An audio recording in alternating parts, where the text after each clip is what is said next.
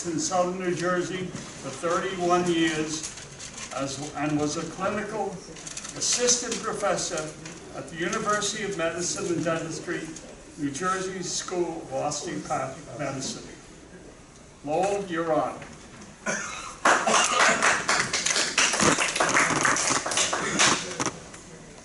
Today, we're going to discuss the 10 worst presidents in U.S. history. Low.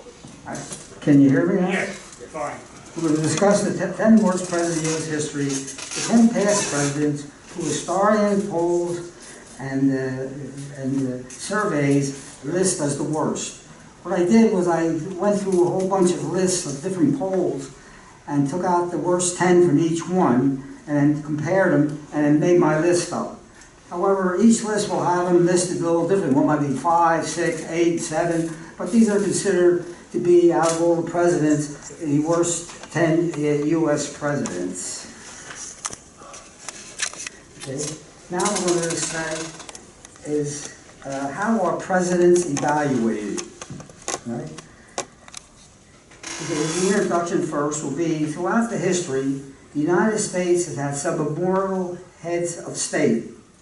Some have been largely perceived as great and others as terrible, though there is always debate regarding the respective merits and faults of each and every one of them.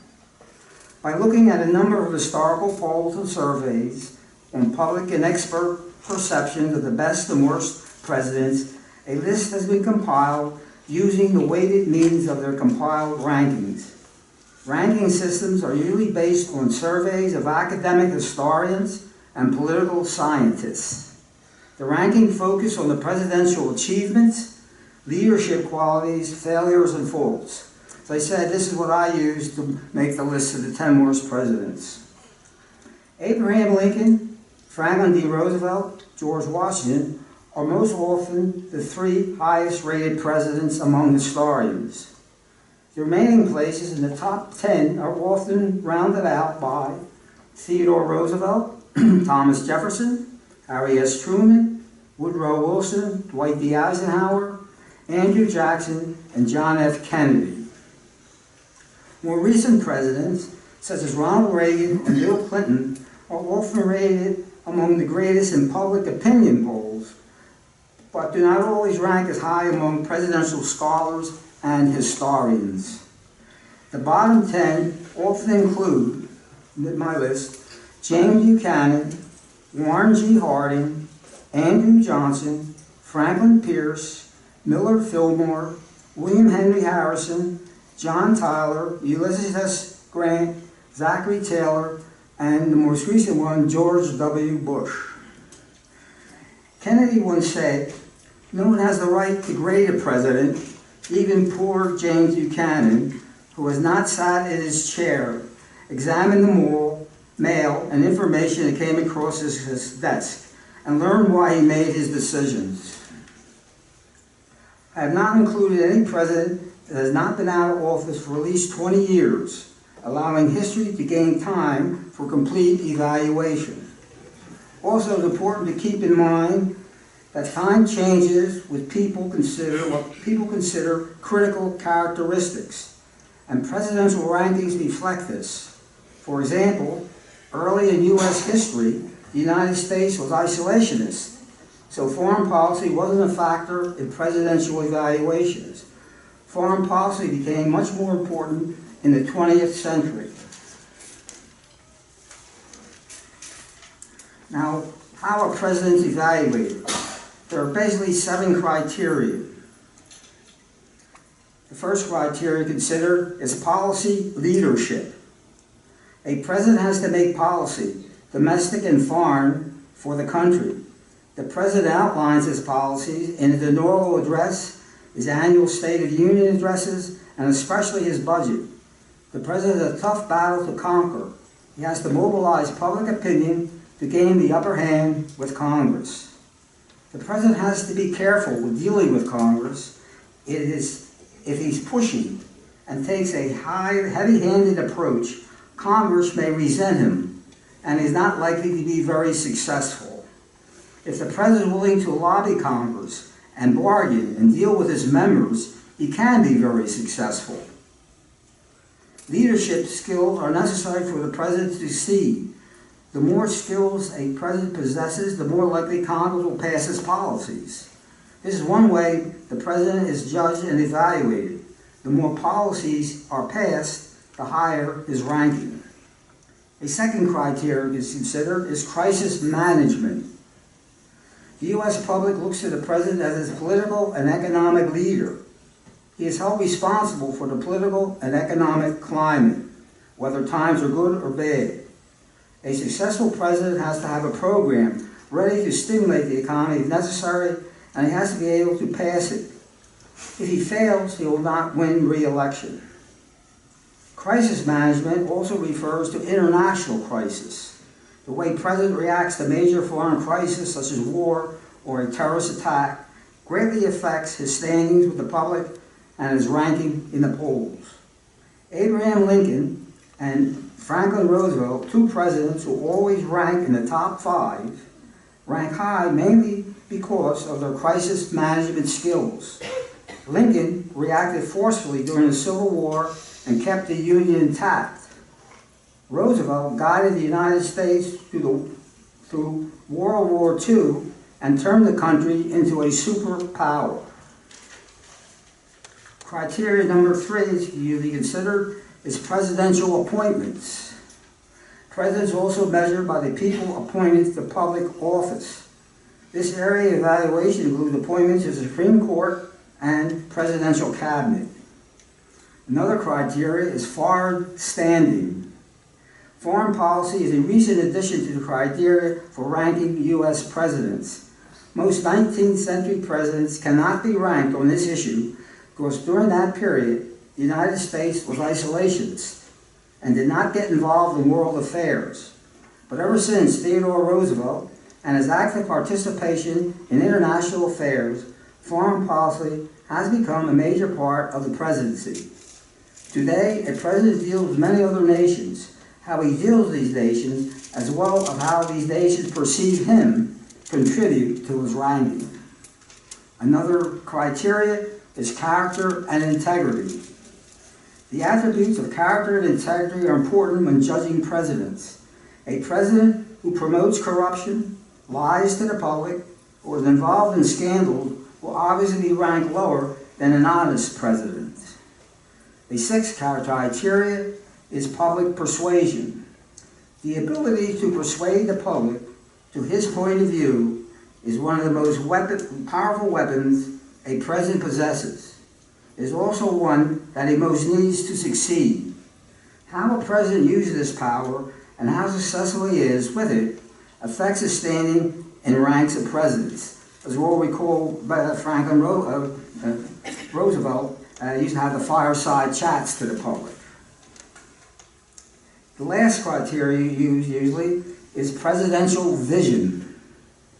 The more successful presidents have a vision. They want to use the office of president to change the United States. Some presidents come into office without a vision of what they want to accomplish as president. This usually results in a failed presidency. Without a master plan, a president at the mercy of Congress can take over and make policy for the country. So there are the 7 criteria that the historian people usually evaluate the president on.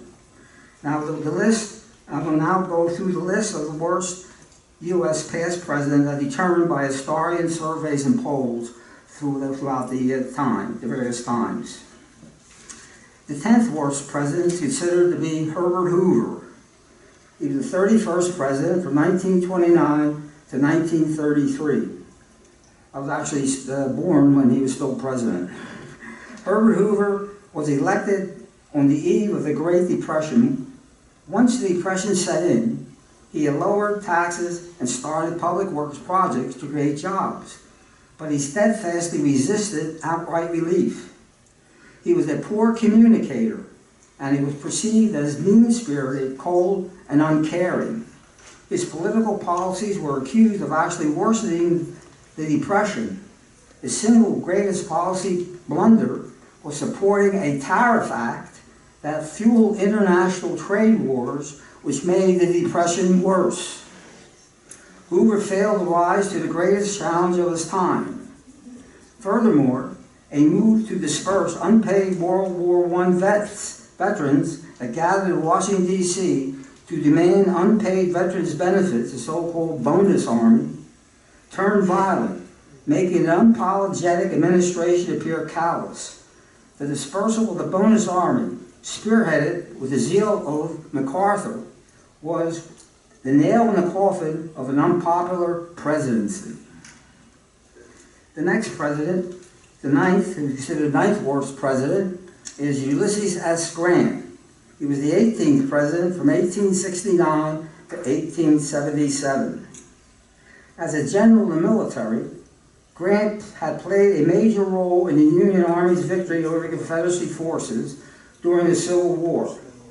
President Grant's accomplishments during his 2 terms in office include overseeing Reconstruction in the southern states, dismantling the Confederacy, as well as supporting civil rights for black citizens.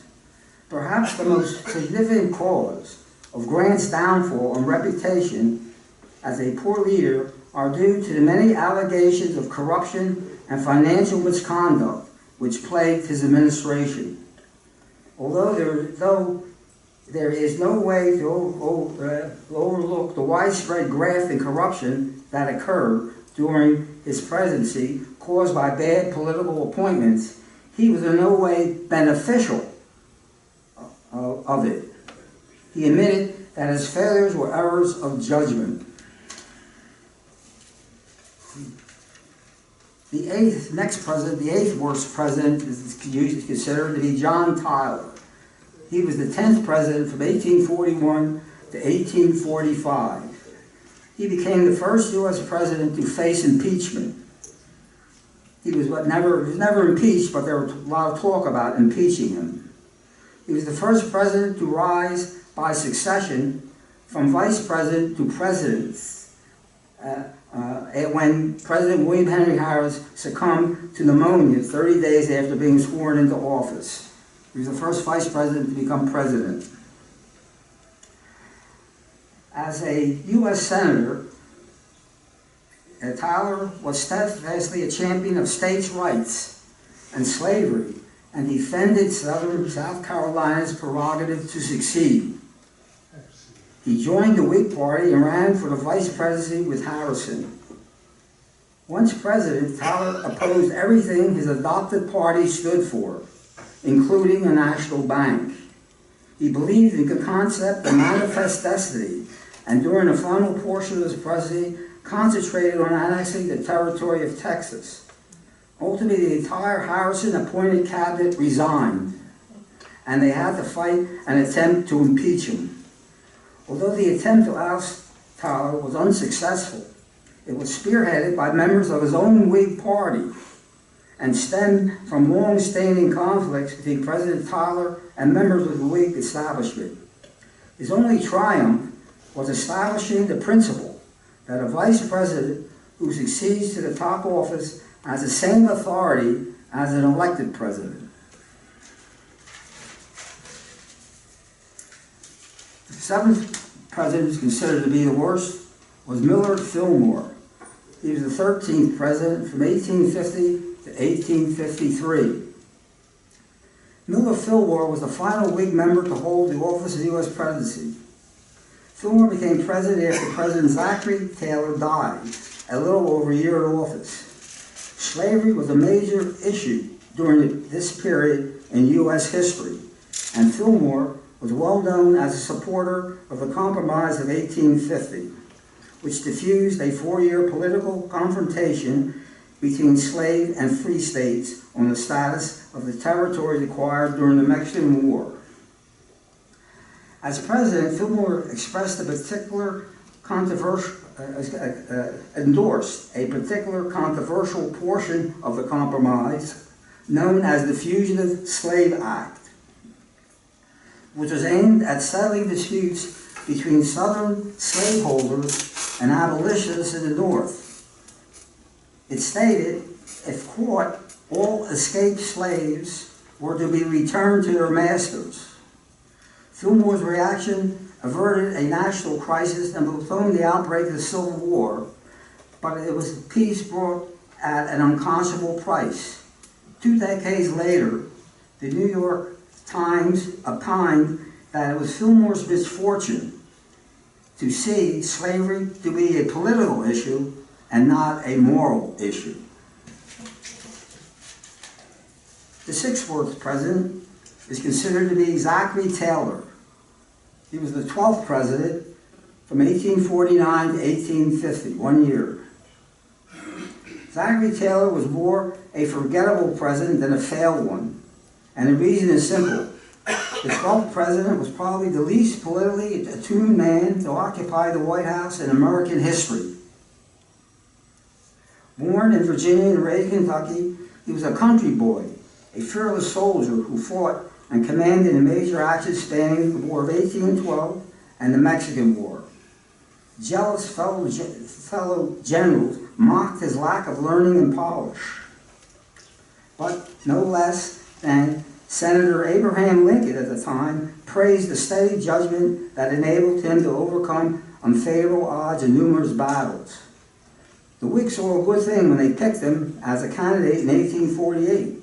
He was a slaveholder who defended slavery, but he opposed extension of slavery into new states as vigorously as he objected to the idea of secession. Some think his opposition to what became the Compromise of 1850, which began to undo the Missouri Compromise, may have precipitated the outbreak of the Civil War. Taylor was a popular president, though history has viewed him more harshly for his passivity in the face of growing sexual tensions. Now, in regard to Zachary Taylor's sudden death, on July 4th, 1850, Zachary Taylor attended a ceremony at the unfinished Washington Monument. Temperatures were blistering, and he reportedly ate only raw vegetables, cherries, and milk. He took ill with violent stomach cramps the following day and died 5 days later on July 9th of acute gastroenteritis, probably food poisoning. Conspiracy theories later suggested that Tyler may have been poisoned, but his remains were exhumed in 1991 and the speculation was disproved. There was no sign of any poison. Tyler became the 2nd president to die while in office after William Henry Harrison. Now, the 5th worst president is considered to be Andrew Johnson, the 17th president from 1865 to 1869. Andrew Johnson has fallen in esteem because of new insight into the post-Civil War Reconstruction era, for having resisted policies aimed at securing the rights and well-being of the newly emancipated slaves. He battled with Congress over a host of Reconstruction measures, showing political ineptitude and indifference toward the ex-slaves' plight. He encouraged opposition to the 14th Amendment, which was aimed at giving ex-slaves U.S. citizenship. Because of the difference between him and Congress of how the Southern state Reconstruction should take place, he became the first president to be impeached and was nearly convicted, falling short by 1 vote. Tyler was never formally impeached. They just talked about impeaching him, but never got around to impeaching him. Andrew Johnson was impeached, but he was committed, is not convicted. Andrew Johnson had a vision of America as a white man's government. His idea was that the South had never really succeeded because it was illegal, and secession was illegal, so that they had never really left the United States. That meant to Johnson that once the hostilities ended, the country would go back to how it was before the Civil War, only without slavery. But that means Johnson saw great improvement for the lives of black people. He thought that they not, quote, not be citizens but serfs, totally under the dominion of white people, except white people will not have the capacity to turn them into legal chattel. Now, the fourth, of course, president is considered to be Franklin Pierce. He's the 14th president, 1853 to 1857. At the time he was elected president in 1853, 47-year-old Franklin Pierce became the youngest man to win that office. Pierce's administration is widely considered to have been a failure. President Pierce also proved the perfect environment in which to foster the fast-growing Southern secession movement. He believed in national expansion, even at the cost of adding more slave states. Like Fillmore, his predecessor, President Pierce upheld the controversial Fugitive Slave Act. In another unpopular action, which ultimately caused his downfall, Pierce's administration was responsible for passing the 1854 Kansas-Nebraska Act, which was so-called led to Bleeding Kansas, or border war, which waged between the pro-slavery factions and the people for slavery. The particular act is also considered as being the key events that led to the Civil War. I'm going to discuss these acts in a few minutes. So, Pierce just didn't accomplish much, and he failed to provide leadership at a tough time in the nation's history. In the 1850s, when he took office, tensions between North and South were rising at an all-time high. Pierce failed to smooth, and eventually a Civil War happened.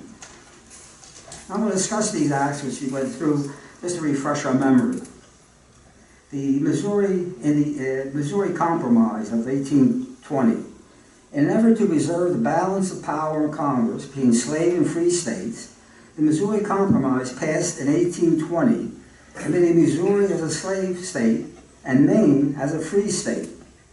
Furthermore, with the exception of Missouri, the law prohibited slavery in the Louisiana Territory north of a line, the 36th parallel, latitude 30. In 1854, the Missouri Compromise was repealed by the Kansas-Nebraska Act, that slavery could exist anywhere in that territory. 3 years later, the Missouri Compromise was declared unconstitutional by the Supreme Court in the Dred Scott decision, which ruled that Congress did not have the authority to prohibit slavery in territories. Though in the Act of 1820, they did say, north of this parallel, no slavery. The Supreme Court says you can't do that. Next was the Compromise of 1850. Was a package of 5 separate bills passed by the United States Congress in September 1850, which diffused a 4-year political confrontation between slave and free states on the status of territories acquired during the Mexican Civil War, which lasted from 1846 to 1848. The compromise, drafted by Whig Senator Henry Clay of Kentucky and brokered by Clay and Democratic Senator Stephen Douglas of Illinois, reduced sexual conflict. Inversely, controversy arose over the fugitive slave provision. Although the compromise was greeted with relief, each side disapproved of some of the provisions. The Compromise of 1850 provided the following 5 things. Texas surrendered its claim to New Mexico and its claim north of the 36th parallel. It retained the Texas Panhandle, and the federal government took over the Texas state's public debt. California was admitted as a free state with its current boundaries. The South prevented the adoption of a provision which has outlawed slavery in new territories. The Utah Territory and New Mexico were allowed under popular sovereignty, that is, the people to decide for themselves, to decide whether to allow slavery within their borders. In practice, these lands were generally unsuited for plantation agriculture, and the settlers were interested in slavery. Here it says that the people have to decide whether to be slavery or not. Congress didn't have the right to say so.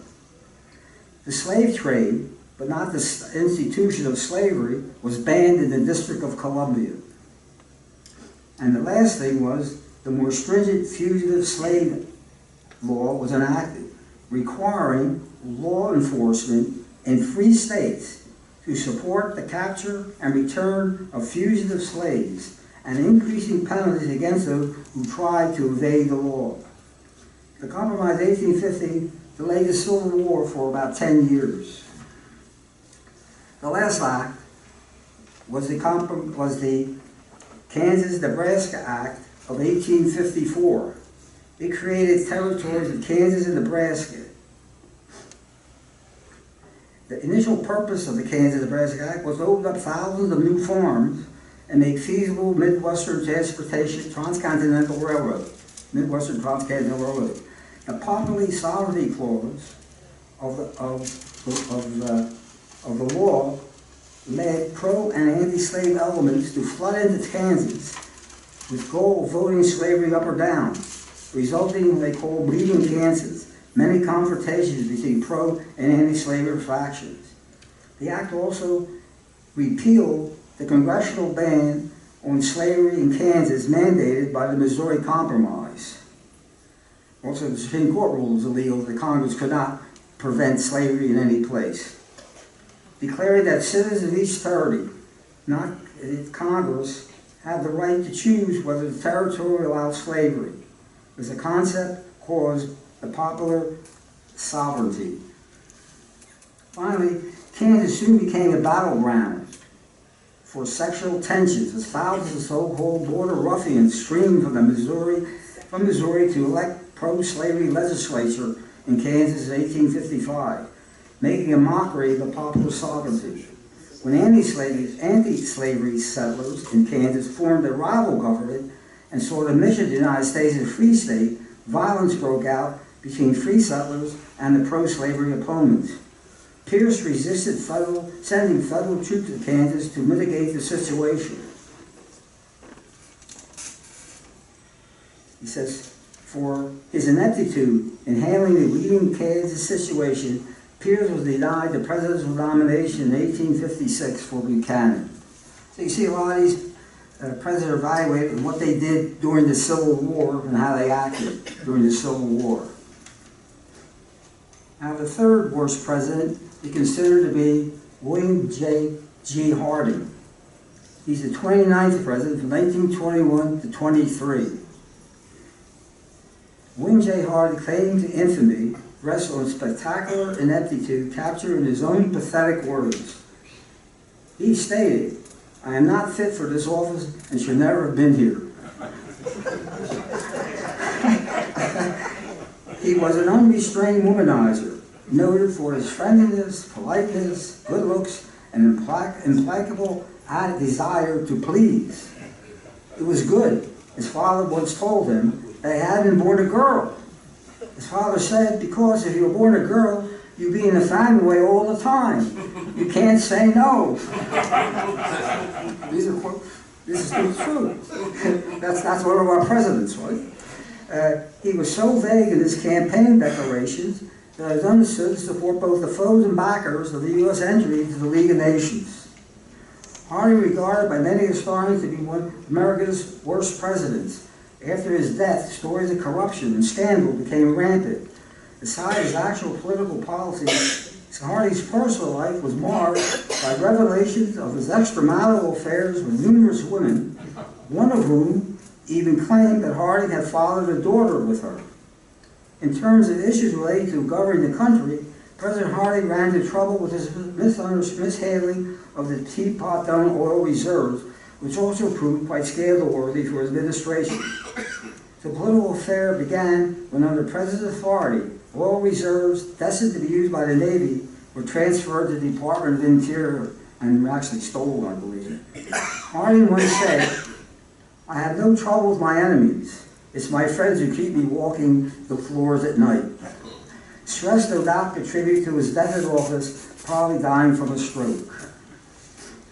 Now, James Buchanan is considered to be the second worst president in modern times. In the past, he's always been considered to be the #1 worst president. He was the 15th president from 1857 to 1861. He was the last president to be born in the 18th century. President Buchanan not only failed to broker peace between a divided nation, but also ended up alienating members of both pro- and anti-slavery warring factors. Buchanan rejected slavery as an indefensible evil, but he refused to do anything about it, believing the Constitution didn't allow him to do anything about it. Even before he became president, as a U.S. senator, as congressman, he supported the various compromises that made it possible for slavery to spread into the Western territories. In his inaugural address, he tacitly encouraged the Supreme Court's forthcoming Dred Scott decision, which ruled that Congress had no power to keep slavery out of the territories. More damaging to his name, though, was his weak acquiescence before the secessionist tide, an unwillingness to challenge those states that declared their intention to draw from the Union. Sitting on his hands as the situation spiraled out of control, Buchanan believed the Constitution, he said, gave him no power to act against would-be succeeders. To his dying day, he felt history would treat him favorably for having performed his constitutional duty. However, he was wrong. Many still blame President Buchanan and his ineffective presidency for failing to prevent the outbreak of the Civil War, with some referring to the devastating national conflict as, quote, Buchanan's War. Also, historians have no doubt that James Buchanan was gay before, during, and after his 4 years in the White House. Moreover, the nation knew it. Also, some historians say that the most remarkable thing about Buchanan is that he was never elected at all. Now, the number one president, which is now, in more modern times, we consider to be George W. Bush, the 43rd president from 2001 to 2009. Now, here are the reasons that are given. He is presently considered to be the worst past president in U.S. history for the following reasons. The 9/11 attack. The fact remains that President Bush did have intelligence given to him that said Osama bin Laden was determined to attack the United States within our borders. And he did nothing about it. Those people came in from Boston, came down here, and just did what they want. No one followed them. It was the beginning of 8 years of intelligence failures. The Iraq War. The Bush administration promised weapons of mass destruction, a quick war, and that we'd be greeted as heroes and liberators. None of that ever happened. There were no weapons of mass destruction, and the war lasted a decade, nearly a decade, with thousands of American troops killed by Iraqi insurgents. The Iraqi war will probably go down in history as the most incompetently conducted war upon which the United States has ever embarked. The Bush administration was completely wrong about everything going into the war, and then had absolutely no idea what to do once we were there and how to end the war. The war was launched without congressional approval and after the UN refused to enter the war. Ultimately, the Iraqi war did completely destabilize the Middle East region, including allowing Iran to gain a strong foothold in Iraq, something it never had before due to Saddam, which has allowed radical Islam to gain an even stronger presence throughout the Muslim world. If the Iraqi war never happened, ISIS would never have come into existence. He increased our national debt. Bush nearly doubled the debt by increasing spending in 2 wars, which cost $6 trillion, while cutting our nation's tax revenue, resulting in a $10.5 trillion national debt. He never got Osama bin Laden. Instead of going after him in Afghanistan and Pakistan, Bush shifted most of his focus or resources on Iraq, which had nothing to do with 9/11. Number 5, the financial collapse of 2008. The worst financial collapse since the Great Depression. The U.S. was losing hundreds of thousands of jobs a month. Also, the whole financial sector basically collapsed, and the American auto industry was at the brink of extinction. Bush left office with the nation's economy in complete disarray. 6, his response to Hurricane Katrina was ineffective. 7. He pulled out of the Kyoto Protocol to lower greenhouse gases, which 38 nations had approved. 8. He ignored the Geneva Convention and approved torture. 9. He violated the Constitution by launching a massive spy program. The government had no search warrant or court authority for the electric spying that eventually came about. Anyway, there's the list of the presidents. It's not my list, but it's a list of historians. We'll take any questions or any comments or anything you have to say about it.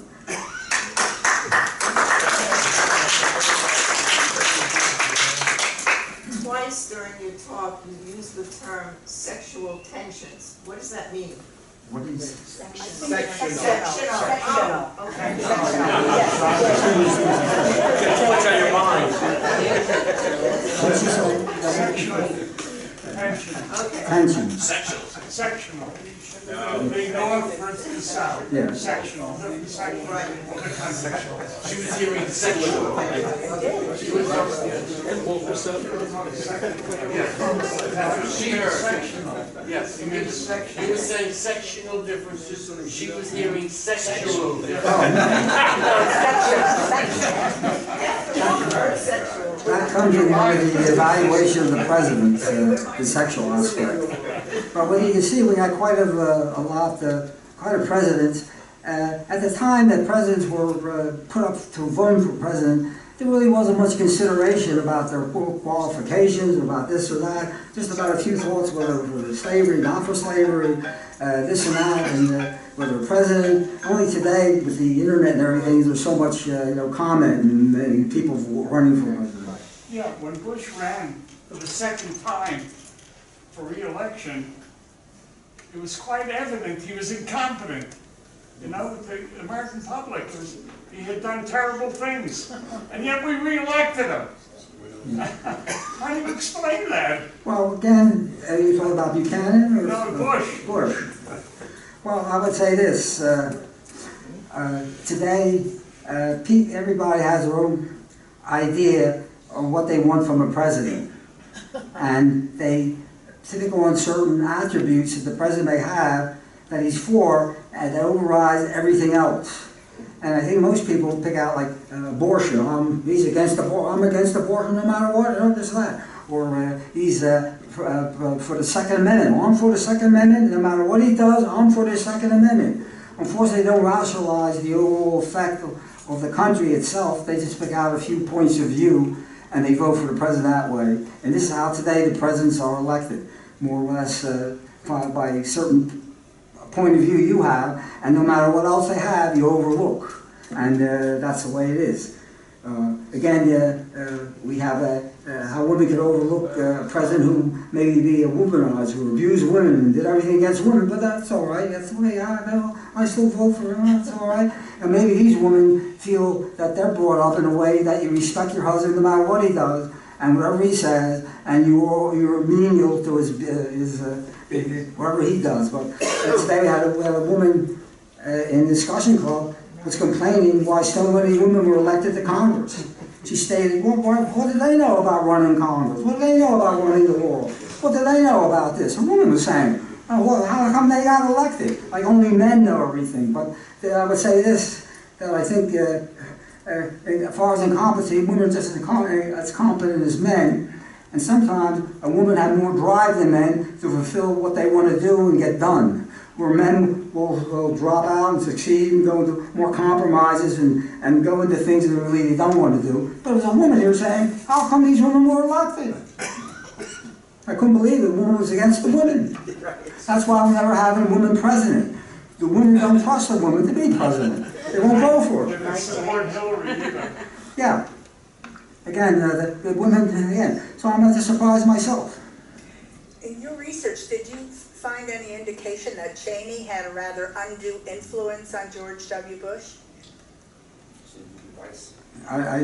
It's a movie on Yeah, Cheney. the movie Vice. There's a new movie. Oh, no. Well, I really didn't go into vice president. I have a question to pose here. We'll try to get an answer. If a president served 2 terms as president, And after he's finished his presidency, someone wants to make him vice president. Is he eligible to be vice president? No. No. It's never been settled. The Supreme Court wishes it never gets the answer. Some say yes, some say no. If he can't be, he can be appointed, but he can't be elected as a vice president. So if the president appoints him as vice president, he can be vice president. But the Supreme Court never had the ruling come before it as to whether in this way, if the president dies, he'll serve a third term. But that's the thing. Didn't they pass the law that you couldn't be a president for more than 10 years? Right. Now, does that mean consecutive Or cumulative. I think, or cumulative? seriously, yeah, not consecutive. Seriously, after 10 years, you can't be re-elected president. Any 10, well, Oh, again, they didn't apply to Truman because he was like, I think, 11 years. He was excluded. He had 3 years of Roosevelt plus 2 terms of 11 years. But after that, you only get... Truman only had 8 years. the law passed after. He was elected, but he was president when Roosevelt died for 3 years. 1 year. Right, he was president. So he was president for 11 years, but I think he was No, he did elected. not turn president 11 years. No. How many times was he elected? Once. Four times. No, that's Truman. No, I'm talking about Truman. Truman. We're talking about Truman. Truman was elected once. 48. He was elected.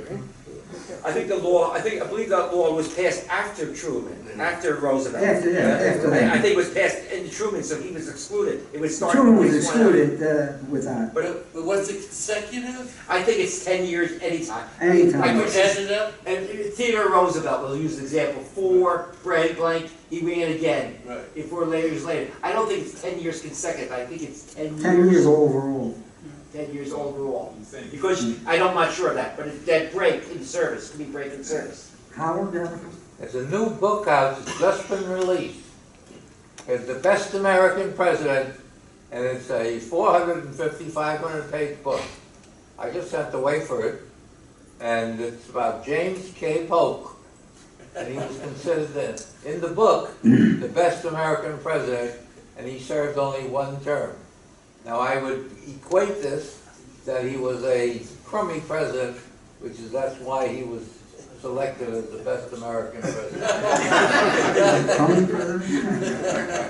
Well, again, But I got to read the book, and I'll let you yeah, know. everybody, that's why I didn't take any president, discuss any, the present president, because a lot of polls, oh, he's the word that is that, because you have to wait at least 20 years or more to evaluate it. Does the things that he did have a long-lasting effect on the country?